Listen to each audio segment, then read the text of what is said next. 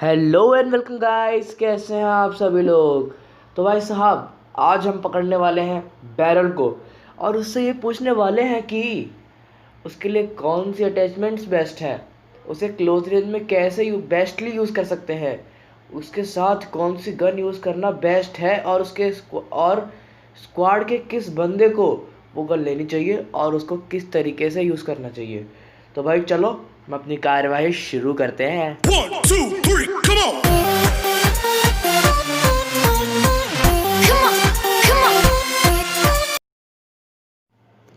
तो भाई शुरुआत करते हैं ऊपर से। तो भाई सबसे पहले स्कोप।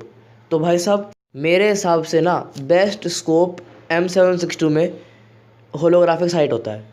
भाई ये सबका अलग अलग ओपिनियन होता है, मैं जानता हूँ, और लेकिन मेरे हिसाब से तो M762 भाई बेस्ट कंट्रोल होती है मेरे से होलोग्राफिक साइट में। और भाई अगर आपको होलोग्राफिक साइट नहीं चलानी है ना बैरल में, तो भाई आप 2x को भी एक बार ट्राई दे सकते हो भाई, क्योंकि मेरे हिसाब से तो भाई ये होलोग्राफिक और 2x दोनों बैरल इजीली कंट्रोल हो जाती है भाई मेरे हिसाब से। क्योंकि होलोग्राफिक और 2x में ऐसा क्या है ना कि जो उसका शेकिंग है, स्क्रीन शेकिंग है ना भाई, वो थोड़ा सा बहुत ज़्यादा मतलब बहुत ज़्यादा कम होता है। स्क्रीन शेकिंग का मतलब समझ रहे हो, मतलब वो जो ऐसा हिलता है ना स्क्रीन, जब स्कोप खोलते हैं और गन चलती है, जब उस टाइम पर जो स्क्रीन हिलती है उसे कहते हैं स्क्रीन शेकिंग। तो भाई वो बहुत ज़्यादा कम होता है होलोग्राफिक और 2x में जब आप बैरल चला रहे होते हो। एक चीज़ याद रखना कि जो मतलब होलोग्राफिक और 2x दोनों की सेंसिटिविटी है ना भाई, थोड़ी सी ज़्यादा रखना। मतलब वो जो आप ट्रेनिंग में देख सकते हो, जो ट्रेनिंग होती है ना, तो उसमें आप ट्राई करके देख सकते हो कि आपके लिए कौन सी बेस्ट सेंसिटिविटी है। भाई मेरे लिए तो जो बेस्ट सेंसिटिविटी है ना, अगर आप चाहो तो फिर मतलब मैं उसका स्क्रीनशॉट दिखा दूंगा।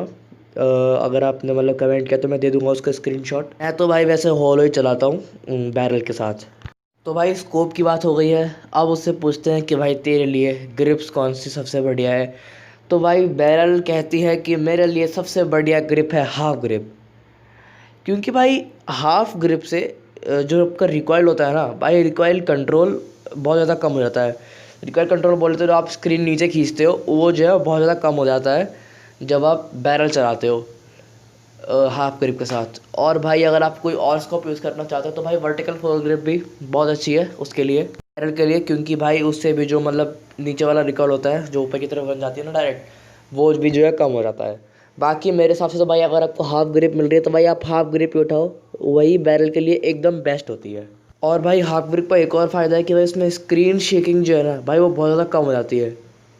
और भाई आपको भी पता है, मुझे भी पता है, बैरल की जो सबसे बड़ी दुश्मन है वो है रिकॉइल और स्क्रीन शेक। और भाई सोचो अगर वही कंट्रोल हो गया ना, तो भाई आप तो मतलब क्लोज रेंज में बंदे को रुला दोगे, रुला।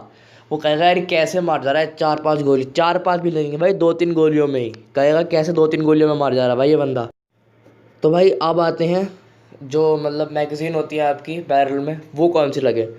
तो भाई ये तो क्लियर सी बात है भाई, एक्सटेंडर क्विक ड्रॉ सब लोग बोलते हैं भाई, ये तो साफ साफ बात है। लेकिन क्या हो अगर आपको एक्सटेंडेड क्विक ड्रॉ ना मिले, मतलब एक ड्यूरेशन के टाइम पर अगर आपको मतलब एक्सटेंडेड क्विक ड्रॉ ना मिले, तो आपको कौन सा चलाना चाहिए। तो भाई मेरे हिसाब से क्विक ड्रॉ मैग है। क्योंकि भाई क्विक ड्रॉ मैग में क्या होता है ना कि मान लो एक सिचुएशन है कि मतलब आपको ये भी पता है कि बैरल जो है 2-3 गोलियों में मार ही देती है कम से कम एक बंदे को। तो अगर बाई चांस एक स्क्वाड आप पे रश कर रही है और आपने उसके 2 बंदे टेक डाउन कर दिए, बैरल की गोलियां बचेंगी मुश्किल से, आप मान सकते हो अगर आपने सारी गोलियां लगाई हैं तो मैं कह रहा हूँ, अगर आपने सारी गोलियां उन पर लगाई हैं तो कह रहा हूँ 10 गोलियां आपकी, या फिर ज़्यादा से ज़्यादा 10-20 गोलियां आपकी जाएंगी।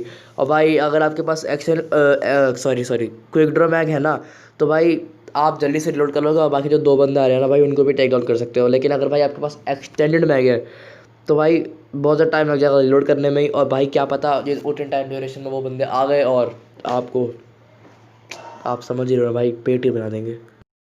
और भाई खामखा आपका टाइम ही वेस्ट होगा और फिर गुस्सा भी आएगा आपको, तो क्या पता फ़ोन वोन तोड़ दे या फिर घर में डांट पड़ सकती है। तो भाई अगर आपको एक्सटेंडेड क्विक ड्रॉ ना मिले और अगर आपको एक्सटेंडेड मैगज़ीन और क्विक ड्रॉ मैगज़ीन दोनों मिले, तो भाई क्विक ड्रॉ मैगज़ीन ले लेना।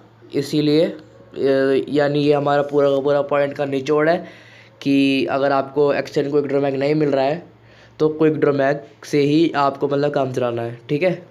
तो भाई अब बात करते हैं मज़ल मोड स्लॉट की। तो भाई साहब ये बहुत एक मतलब इम्पॉर्टेंट हो जाता है बैरल के लिए, क्योंकि भाई बैरल का जो रिकॉइल है ना भाई, वो 7वें क्या 8वें 9वें 10वें आसमान पर है। भाई इसको कंट्रोल करने के लिए भाई बैरल खुद चीख चीख के कहती है भाई कंपनसेटर कंपनसेटर कंपनसेटर भाई, आप सोचना भी मत कोई और मज़ल यूज़ करने की। भाई सप्रेसर फ्लैश हाइडर भाई बिल्कुल भी भाई, मतलब देखना भी मत। अगर आपके हाथ में बैरल है तो भाई साहब कंपनसेटर ही ले लो भाई। उसके अलावा अगर आपने कोई गन ली ना भाई, बैरल खुद आपको शराब दे देगी कि आप कभी उसको यूज़ नहीं कर पाओगे। तो भाई अब हो गई बैरल की अटैचमेंट्स की बात। तो भाई अब बात करते हैं उसके पार्टनर की, यानी हमें गेम में उसके साथ कौन सा वेपन रखना चाहिए और क्यों रखना चाहिए। तो भाई बैरल के साथ अगर आपको कोई वेपन रखना है ना, तो ये डिपेंड करता है कि आप सोलो वर्सेस स्क्वाड खेलते हो या स्क्वाड वर्सेस स्क्वाड खेलते हो। तो भाई जो लोग सोलो वर्सेस स्क्वाड खेलते हैं उनको तो भाई बैरल के साथ M4 रखनी चाहिए। क्योंकि भाई बैरल के साथ M4 इसलिए रखनी चाहिए क्योंकि भाई बैरल के साथ M4 एक बहुत बढ़िया कॉम्बिनेशन है एक तरीके से, मैं पहले ये कह सकता हूँ। क्योंकि भाई बैरल को आप शॉर्ट रेंजेस में और भाई M4 को आप मतलब मिड रेंजेस में और शॉर्ट रेंज में भाई बहुत अच्छी चल जाती है भाई M4 भी, और उसका मतलब फायर रेट भी बहुत अच्छा है। तो फिर वो शॉर्ट रेंज में भी बहुत अच्छी चल जाएगी। अगर आपकी मतलब बैरल की गोलियाँ ख़त्म हो चुकी हैं तो फिर आप M4 से स्विच करके और ईजिली बंदे को टेक डाउन कर सकते हो। बाकी तो जो मिड रेंजेस के लिए आप M4 ही रखना। तो भाई सोलो वर्सेस स्क्वाड का तो हिसाब ये है कि M762 और M4। पर भाई स्क्वाड वर्सेस स्क्वाड की अगर आप बात आ जाए तो वो आप तब डिसाइड कर पाओगे कि जब आपको ये पता होगा कि आपका स्क्वाड में रोल क्या है। तो भाई अब मैं बताता हूँ कि हर एक सारे मतलब जितने भी रोल हैं, रोल के बंदों के लिए बैरल के साथ कौन सी गन बेस्ट है। तो भाई अगर आप एक अग्रेसिव स्क्वाड के मेन रशर हो, आपको बैरल के साथ AKM रखनी चाहिए। क्योंकि आपकी स्क्वाड एक अग्रेसिव स्क्वाड है और आपको घुसकर मारने की ज़रूरत ज़्यादा पड़ेगी। इसलिए आपको अपनी दोनों जो गनें हैं ना भाई, वो हाईएस्ट डैमेज वाली रखनी पड़ेंगी, जिससे अगर एक में गोली ख़त्म हो जाती है तो दूसरी को स्विच करके आपको मतलब ये ना हो कि आपको मतलब डैमेज डिसएडवांटेज हो। चलो तो अब बात कर लेते हैं पैसिव स्क्वाड के मेन रशर की। तो भाई अगर आप पैसिव स्क्वाड के मेन रशर हो ना, तो भाई साहब ये बात तो क्लियर है कि आप जो है दूर से ज़्यादातर फाइट लोगे। तो दूर से अगर आपको फाइट लेनी है ज़्यादातर तो स्प्रे करने की ज़रूरत पड़ेगी। तो भाई स्प्रे करने के लिए ना M4 बेस्ट है। तो भाई इसीलिए बैरल प्लस M4, आप अगर आप पैसिव स्क्वाड के मेन रशर हो तो फिर बैरल प्लस M4 रखो। लेकिन भाई अगर आपका M4 नहीं रखनी है तो भाई D पे आप रख सकते हो स्प्रे करने के लिए। लेकिन भाई पता है M4 से फ़ायदा क्या होगा, आप जो है M4 को क्लोज रेंज में भी यूज़ कर सकते हो। क्योंकि उसका जो रेट ऑफ फायर है ना भाई, वो बहुत अच्छा है, मतलब DP से तो बहुत अच्छा है। अगर बाई चांस आपके बैरल में गोलियाँ ख़त्म हो जाती हैं तो फिर आप M4 से स्विच करके और जो है बंदे को ईजिली नॉक या फिर फिनिश कर सकते हो, जो भी करना है आपको। मेन रशर को, पैसिव स्क्वाड के एक मेन रशर को मैं तो भाई प्रीफर करूँगा बैरल के साथ M416। क्योंकि भाई वो जो है क्लोज रेंज में भी और जो मिड रेंज है तो उसमें भी आपको बहुत ज़्यादा फ़ायदा देगी। तो अब बात कर लेते हैं सेकंड रशर की, एक अग्रेसिव स्क्वाड के सेकंड रशर की।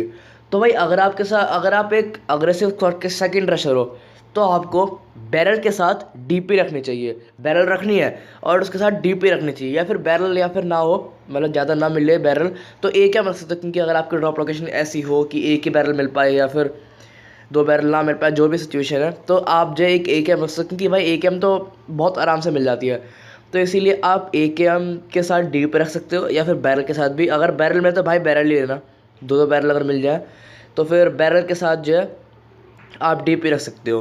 क्योंकि भाई DP जो है स्प्रे करने के लिए बहुत ज़्यादा यूज़फुल होगी। बाकी तो क्लोज रेंज में भाई उसका डैमेज ठीक ठाक ही है, और बाकी तो आपको ज़रूरत ज़्यादा पड़ेगी नहीं। अगर आपका फर्स्ट रशर बहुत ज़्यादा अच्छा है तो फिर आप जो है अकेले ही काम चला लोगे उससे, मतलब एक अकेले बैरल से ही काम चला लोगे। अब भाई एक पैसिव स्क्वाड का मेन रशर। तो भाई अगर आप एक पैसिव स्क्वाड के मेन रशर हो तो आपको बैरल के साथ या फिर AKM के साथ रखनी चाहिए कार 98 के, या फिर कोई भी स्नाइपर जो मतलब वैसे तो मेन जो होगा स्नाइपर होगा, उसको तो सबसे ज़्यादा अच्छी स्नाइपर चाहिए होगी। बाकी जो अगर आपको दो स्नाइपर्स मिलती हैं, जैसे कि आपको मिली M24 और कार 98 के, तो जो मेन स्नाइपर है उसको तो आप वही दोगे ना भाई, क्या कहते हैं M24, और आप कार 98 रख लेना। तो भाई क्योंकि ये इसीलिए क्योंकि वही बात है भाई, दूर से आपको ज़्यादा फाइट लेनी पड़ेगी तो फिर वन शॉट किल के लिए आप जो है उसको ईजिली जा सकते हो। या फिर अगर आपको कार 98 नहीं रखनी है तो भाई मिनी 14 सही है। क्योंकि भाई मिनी 14 सॉरी भाई, तो भाई मिनी 14 जो है ना वो इसीलिए काम आती है, जैसे कि कोई नॉक बंदा है, फाइनल सर्कल में कोई नॉक बंदा है। भाई मैं स्क्रिम्स की बात कर रहा हूँ, जो कस्टम्स वगैरह होते हैं ना कॉम्पिटिटिव में, मैं उनकी बात कर रहा हूँ। बाकी क्लासिक तो भाई उनसे तो ईजी होता ही है, आपको ही पता है।